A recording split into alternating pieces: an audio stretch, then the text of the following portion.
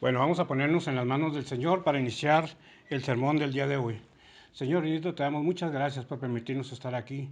Te pedimos que nos acompañes en esta enseñanza del día de hoy, que estés con nosotros, que dispongas nuestros corazones para aprender y nuestras mentes para comprender tu mensaje, y que cada palabra que se hable el día de hoy sea solo tu palabra y nada más tu palabra, para que podamos nosotros recibir el mensaje que nos diste a través del apóstol Juan en su carta que hoy vamos a analizar, Señor. Te damos gracias y te pedimos que nos acompañes en esta enseñanza en el nombre de Jesús.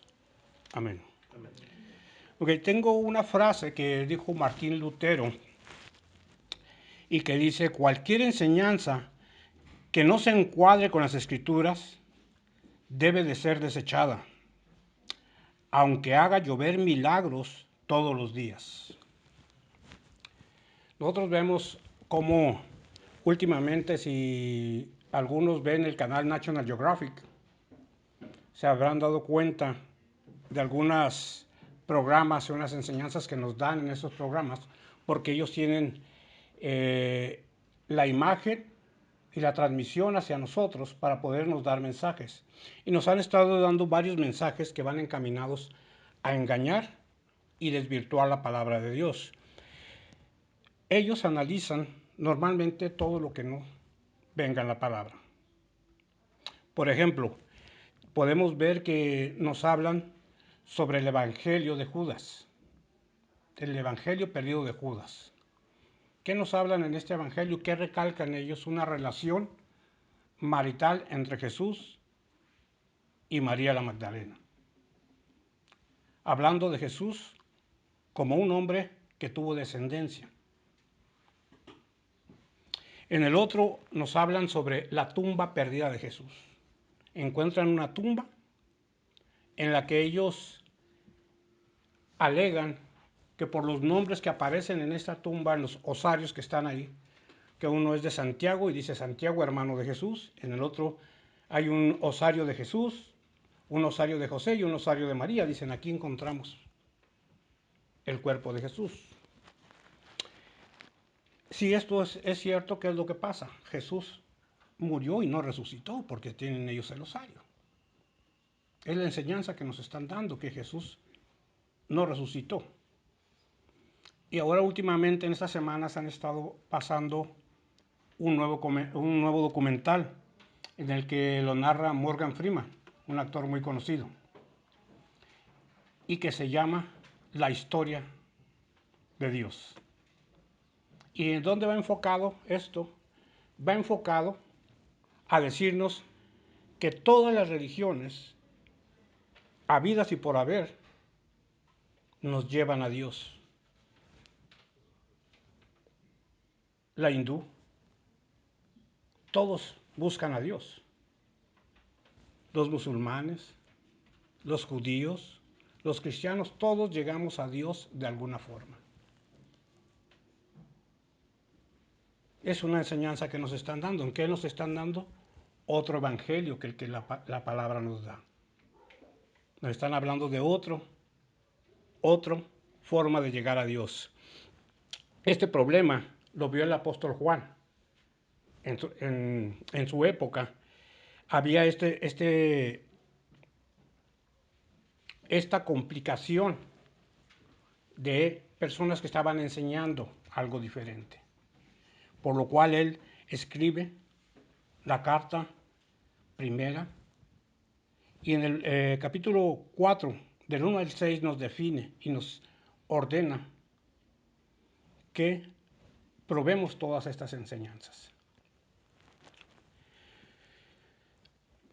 Si nos damos cuenta, también seguimos en esta época. Hay sectas, por ejemplo, los testigos de Jehová, que nos hablan sobre un Jesús humano, pero no Dios encarnado, sino un gran maestro que se sacrificó por nosotros. Pero al no ser Dios, no pagó por nuestros pecados. Los mormones que hablan de Jesús, que era un ser creado, al igual que Satanás, pero cada uno tenía un diferente propósito. Entonces nosotros aquí vemos todas estas situaciones, pero no es nuevo. Juan lo está escribiendo esto, lo escribe a finales del primer siglo, entre el 95 y el 100, después de Cristo. Ya ha entrado en años después de que regresa de su exilio, cuando muere el emperador que lo había exiliado, él regresa y está en la iglesia de Éfeso. Y escribe esta carta para la iglesia de Éfeso. Recordemos que en la iglesia de Éfeso vimos, ¿acuerdan que vimos las iglesias? También hay una carta a la iglesia de Éfeso, en la que Jesús les dice y les resalta de esta iglesia que habían permanecido en la doctrina. Entonces, a esta iglesia, Juan escribe esta carta, en la que trata de prevenirles del error. Nosotros vamos a ver aquí del versículo 1 al 6 del capítulo 4, y que esto nos dice que no debemos de creer en toda enseñanza. Y vamos a ver cómo descubrir esas falsas enseñanzas.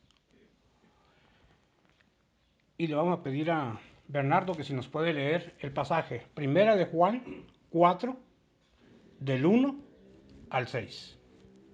El Espíritu de Dios y el Espíritu del Anticristo. Amados, no creáis a todo espíritu, sino probad los espíritus si son de Dios, porque muchos falsos profetas han salido por el mundo. En esto conoced el Espíritu de Dios. Todo espíritu que confiesa que Jesucristo ha venido en carne es de Dios. Y todo espíritu que no confiesa que Jesucristo ha venido en carne no es de Dios. Y este es el espíritu del Anticristo, el cual vosotros habéis oído que viene y que ahora ya está en el mundo. Hijitos, vosotros sois de Dios y lo habéis vencido, porque mayor es el que está con vosotros que el que está en el mundo. Y ellos son del mundo, por eso hablan del mundo y el mundo los oye. Nosotros somos de Dios. El que conoce a Dios nos oye. El que no es de Dios no nos oye. En esto conocemos el espíritu de verdad y el espíritu de error. Entonces, como vemos en esta carta, vamos a recordar que esta la escribió Juan, como habíamos comentado, a finales del primer siglo. Y si nosotros hacemos un análisis de esta situación, ¿cómo era la situación en ese momento? ¿En qué se basaban ellos para conocer una doctrina de verdad o una doctrina de engaño? Si, podemos recordar que el canon, el Nuevo Testamento y la Biblia que hoy conocemos fue compilada en el tercer siglo. Por lo tanto, ¿cómo pasaban ellos? ¿Cómo recibían la enseñanza ellos? La recibían de parte de aquellos hombres que tenían una inspiración directa de Dios, esos dones espirituales para poder enseñar. Entonces, era muy común que algunos aprovecharan esto para hacer falsas enseñanzas. Y en esto estaba basada esta carta, la inquietud de Juan para la iglesia de Éfeso, de que no cayeran en este error y no recibieran estas falsas enseñanzas. En aquel tiempo existían lo que eran una corriente conocida como los gnósticos, que ellos hablaban que Jesús no vino en carne. Es por eso que si vemos aquí el apóstol no lo recarga. Y aquí nos habla de con dos verbos muy importantes que nos dice, no creáis. Si vemos aquí cómo nos dice, no creáis, nos los está ordenando. Y sino, probad. Es una ordenanza. No nos dice, si quieres no creas, o puedes creer. No, no creáis. Es imperativo. No creáis, sino probad. También es imperativo, tienes que probar. Entonces, hoy en día, ¿qué herramienta tenemos para probar estos espíritus? Hoy sí tenemos una palabra escrita. Lo que se escribió por medio de los apóstoles con la inspiración de Dios, que inspiró la palabra. Entonces, si nosotros reconocemos que esta palabra es inspirada por Dios, podemos comparar cualquier enseñanza con lo que la palabra dice, como leíamos al principio, con lo que decía Lutero, que si no concordaba con la palabra, lo teníamos que desechar. Entonces, nosotros sabíamos que hay falsas enseñanzas y el apóstol Juan está ahorita tratando de combatirlas, pero también podemos recordar que Jesús ya había advertido sobre el surgimiento de estas falsas enseñanzas. En Mateo 24 nos dice, respondiendo Jesús le dijo, mirad que nadie os engañe, porque vendrán muchos en mi nombre diciendo, yo soy el Cristo, y a muchos engañarán. Entonces ya estaba hablando de estas falsas enseñanzas que están saliendo de supuestos cristianos. Nosotros ahorita, ¿qué es lo que vemos más comúnmente? No tenemos el movimiento gnóstico tan fuerte. Sí existen aún algunos movimientos gnósticos, pero no tenemos ese movimiento fuerte que está influenciando. Pero sí tenemos dentro de la iglesia, de las iglesias, muchas enseñanzas falsas. Por ejemplo, podemos ver cómo las iglesias están promoviendo mucho la manifestación del Espíritu Santo. Están enfocados en manifestar el Espíritu Santo. ¿Y cuál es la función del Espíritu Santo en realidad? Primero vemos aquí que estas iglesias nos enseñan o tratan de enseñar el Espíritu Santo como una energía de Dios que viene a sanarte, viene a hacer el bautismo de lenguas, viene a prosperarte, viene por muchas cosas, menos lo que podemos ver en el mismo Evangelio de Juan, en el 16, del 7 al 15. Jesús está dándonos la función del Espíritu Santo, dentro de las cuales está convencer al mundo de pecado. Cuando hemos escuchado en una predicación en estas iglesias que nos hablen que el Espíritu Santo está para convencernos de pecado, de justicia y de juicio? Normalmente no escuchamos esto, cuando es la palabra lo que nos dice. Y nos dice que también está para darnos a conocer a Jesús y glorificar su nombre. El mismo apóstol Juan escribió en su capítulo 16. Entonces, ¿qué ha sido esto hecho necesario para nosotros? El probar y estar alertas a todos estos engaños, como lo decía Jesús, para que nadie nos engañe. Y poder discernir lo que es la palabra. Platicábamos el otro día cómo muchas iglesias dicen, ¿sabes qué? No hay que criticar, no hay que hablar de lo que las otras iglesias están enseñando. Nos piden que no hablemos de las otras iglesias, que no los juzguemos.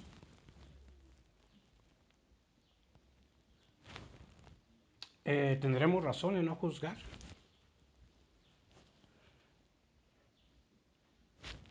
¿Qué están haciendo estas personas?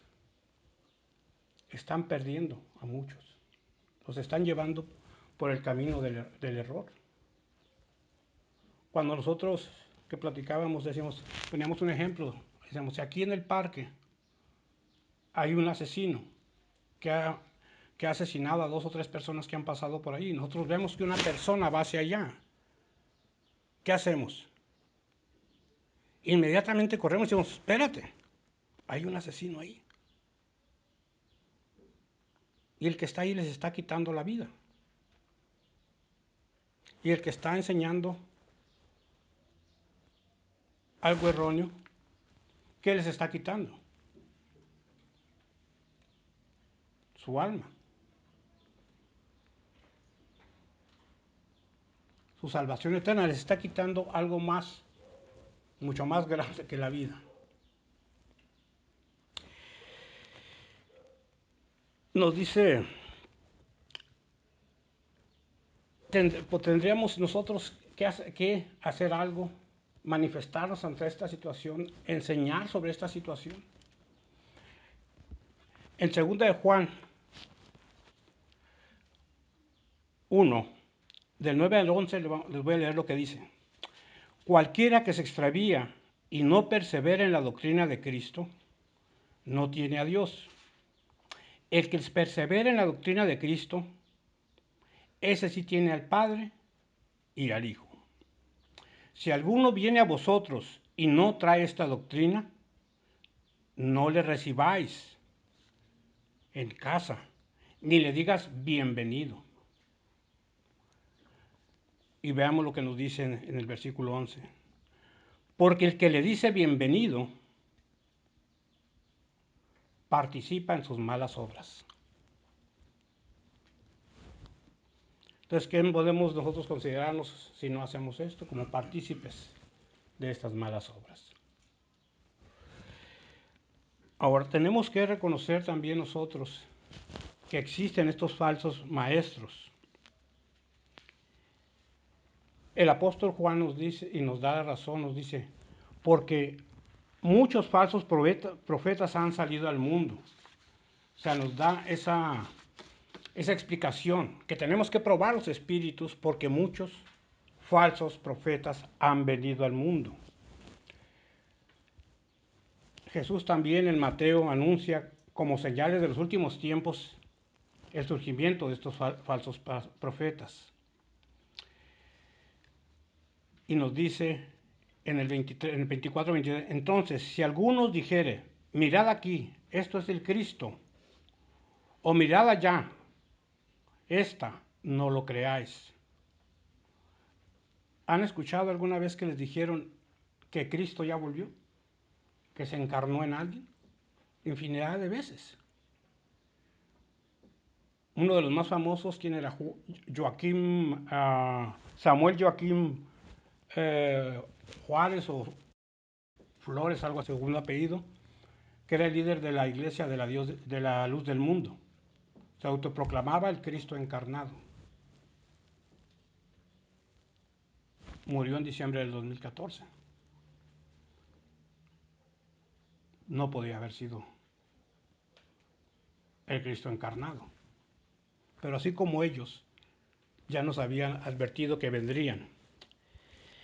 Y nos dice en el 24:24 del mismo Evangelio de Mateo, porque se levantarán falsos cristos y falsos profetas y harán grandes señales y prodigios, de tal manera que engañarán, si fuere posible, a los escogidos.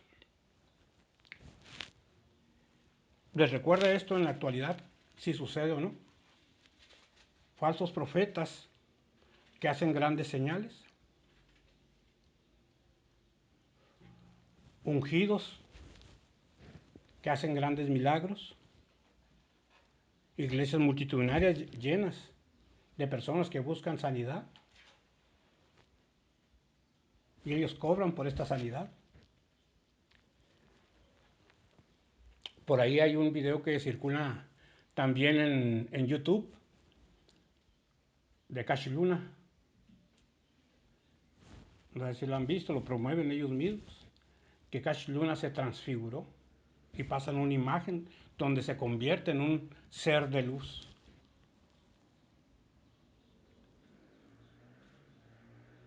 Todos estos falsos profetas han estado surgiendo y es importante saber cómo darnos cuenta y distinguir a estos falsos profetas. Y tienen ciertas cualidades que la mayoría de estos profetas tienen. Y en la Biblia nos dice algunas de esas características. Por ejemplo, nosotros podemos reconocerlos, uno, por su apariencia. Según Mateo 7 al 15, ahí nos dice que son lobos con piel de oveja. ¿Cuál es su apariencia? Su apariencia es de bondad. de ser buenas personas, ser generosos con el mundo. Esa es una de esas características que tienen estos pastores. Nos dice en el mismo capítulo de Mateo 7, en el 20, que por sus frutos van a ser conocidos. Su comportamiento no va de acuerdo a lo que hablan. Y tampoco van a generar discípulos fieles a la doctrina. Pero los vamos a reconocer porque ellos actúan diferente a lo que hablan. Por su autoexaltación, siempre proclaman ser ungidos de Dios, ser mejores que nadie, ser más espirituales, ser personas intocables, porque ellos son ungidos de Dios. Esa es una de las características que tienen. Por su comercialización, dice en 2 Pedro 2, del 1 al 3, que por su avaricia harán palabras fingidas. Entonces, ¿qué es lo que hacen estas personas? Engañan por avaricia, y si vemos, es una particularidad de ellos estar pidiendo ofrendas y siembras. Y dependiendo de su ofrenda, es la bendición que van a tener del Señor.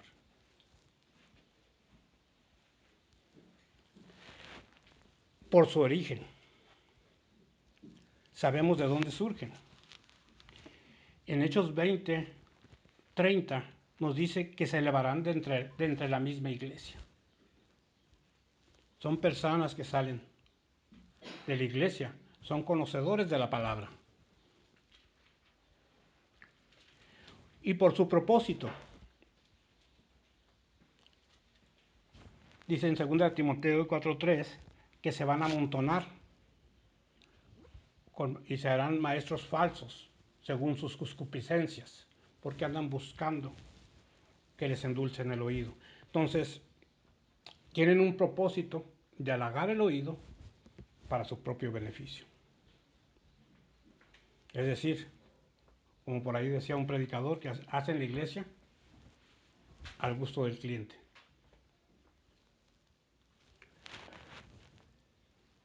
Ahora, ¿cómo determinar si estas enseñanzas que estamos escuchando están confesando al Jesús verdadero?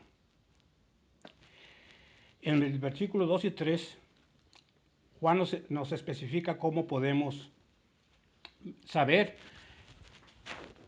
si estas manifestaciones son del Espíritu de Dios.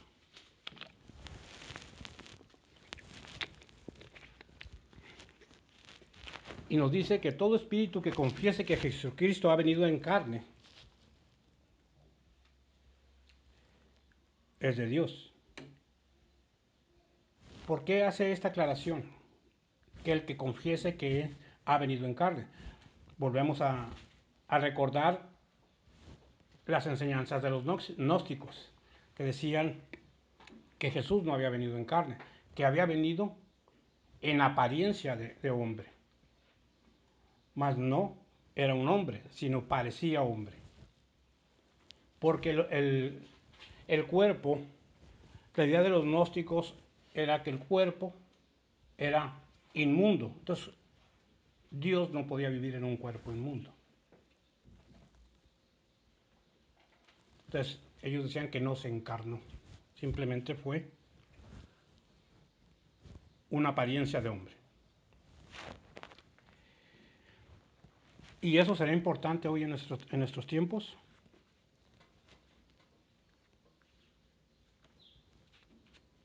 ¿Será importante para nosotros lo que el apóstol Juan está haciendo aquí, de aclararnos esto? ¿Qué es lo que pasa? Si Jesús no se encarnó, consecuencia, no murió.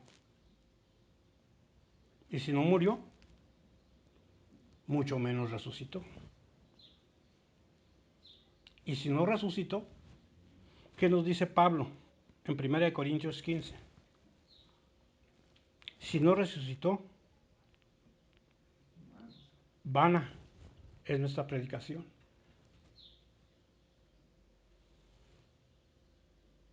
Y si no resucitó, no tenemos esperanza en Jesús, porque Jesús no es Dios. La resurrección fue el sello, pero el sello de una resurrección, y para conocer que Jesús pagó por nuestros pecados y confirmando que es Dios. Es como el holograma ahora, ese sello de que Jesús sí es Dios.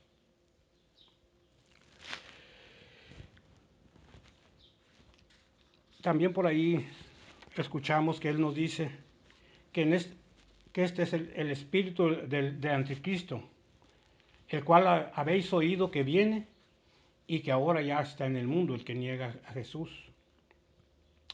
Entonces nosotros hemos oído muchas veces que nos hablan de estudios y análisis de la Biblia para encontrar al anticristo. Definen a Obama como el anticristo, al Papa como el anticristo, y que va a venir el anticristo de tal forma y de tal situación. Aquí nada más lo que hacen es confundirnos con el profeta que habla Apocalipsis, que no tiene que ver con el anticristo. El anticristo aquí nos aclara el apóstol Juan que es todo aquel que niegue que Jesús ha venido en carne, que murió y resucitó. Todo aquel que no confiesa a Jesucristo es anticristo. Asimismo, el apóstol Juan nos viene a recordar y a reconfortarnos en el versículo 4, en el que nos dice que vosotros sois de Dios y habéis vencido, porque mayor es aquel que está en vosotros que el que está en el mundo. Entonces Él nos recuerda que Jesús tiene potestad y poder sobre todo, que nosotros fuimos resucitados del pecado, que por medio de Jesús, que ha vencido al mundo, y le fue dado esa potestad sobre todas las cosas. Eso lo pueden ver en 1 de Pedro 3:22. Entonces, ¿qué es lo que podemos nosotros decir? Que tenemos esa seguridad de la salvación, porque el que está en nosotros es mucho mayor y está en la autoridad sobre toda potestad. Finalmente, en el 5 y el 6, que nos dice que hay que mantenernos fieles en la palabra, y nos habla sobre que ellos son del mundo, por eso hablan de parte del mundo y el mundo los oye. Y nos dice que nosotros somos de Dios. El que conoce a Dios no nos oye, y el que es de Dios no nos oye. En esto conocemos el espíritu de la verdad y el espíritu de error. Al final de este pasaje nos están dando otra clave para reconocer los falsos maestros y sus falsas enseñanzas. Nos dice que ellos hablan de parte del mundo. Si vemos ahora, la iglesia está más enfocada en las necesidades del mundo que en la enseñanza de Jesús. Están más enfocadas en enseñarte cómo educar a tus hijos conforme al mundo, lo que es el concepto, cómo puedes llevar un matrimonio, pero nada que ver con la Biblia, sino en ideas de humanos, del psicólogo.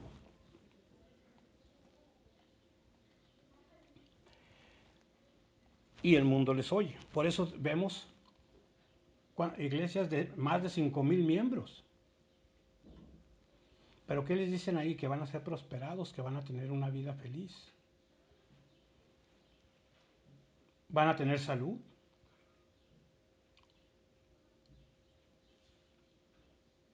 Por ahí recordamos a alguien que dice que si te arrojas de un precipicio, el Señor va a mandar ángeles para salvarte.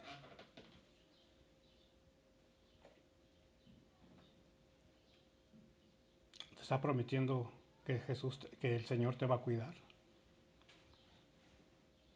Si le adoras, vas a tener poder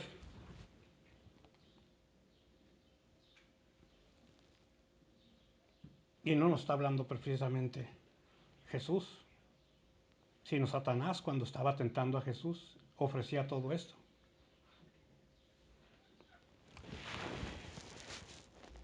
Entonces, y nosotros somos de Dios.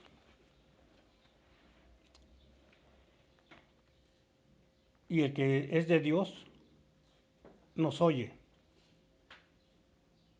¿A quién se refiere el apóstol Juan cuando dice, y el que es de Dios nos oye? ¿A quién oímos? ¿O a quién oye? ¿A quién es el que están oyendo?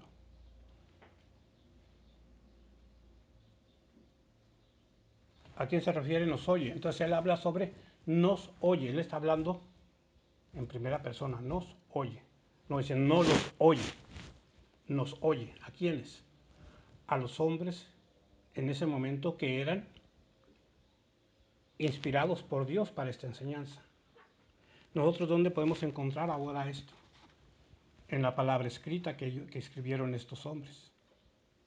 Entonces, el que no es de Dios no escucha la palabra ni quiere escucharla, porque se vería confrontado con sus iniquidades. El que es de Dios escucha y respeta la palabra y busca el reino de Dios. El que no, ¿qué es lo que busca? La añadidura como condición para buscar el reino de Dios. Entonces, hermanos, aquí es importante entonces que conozcamos los espíritus de verdad y que los pongamos a prueba con las escrituras para que nadie nos engañe, como decía Jesús, y cuidarnos de estos falsos maestros y anunciar el evangelio de verdad, que es el que nos dio el Espíritu a través de aquellos que escribieron las Sagradas Escrituras por medio de su inspiración. Vamos a ponernos en las manos de Dios para que nos acompañe y que nos ayude a cada día a estar cuidando nuestras almas por medio de la palabra y que estemos todo analizándolo por medio de ella.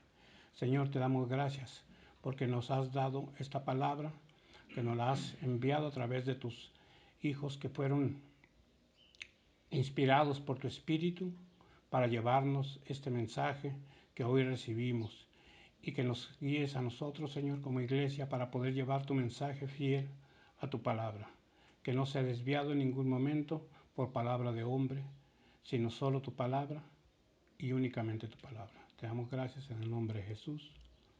Amén.